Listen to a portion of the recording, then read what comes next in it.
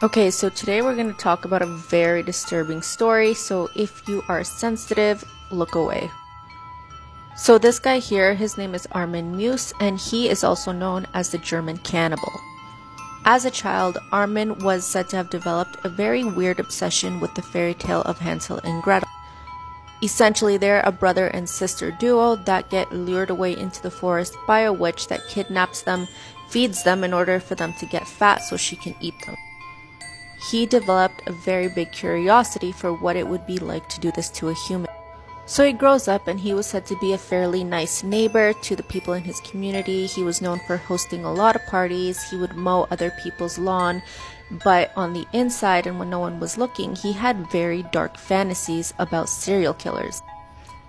Then when his mother died, it was said that his obsession finally came to fruition. He decided to place an ad on a website called the Cannibal Cafe that doesn't exist anymore, and he was said to have been looking for a young, well-built man that wanted to be eaten. 43-year-old Bernd Brands replied to the ad with a lot of interest, and so after discussing with Armin, he agreed to go to Armin's house. So he arrives to Armin's house in Rottenburg, and immediately he was given 20 sleeping pills as a sedative.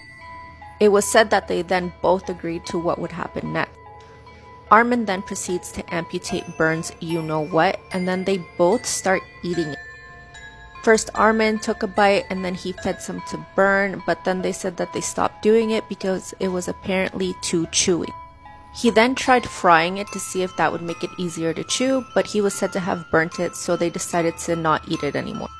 He then placed Bernd in this bathtub here where he slowly bled out. Armin was said to have checked on him every 15 minutes. Then the following day, he finally decided to end Bernd's life by stabbing him. After Bernd had died, Armin dismembered him and stored different parts of his body inside of his freezer and buried his skull in the backyard.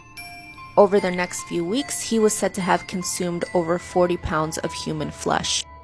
Then in 2002, when he put out a second ad looking for his next victim, he was eventually caught. Initially, he was only charged and convicted of manslaughter because technically both parties had agreed to what happened.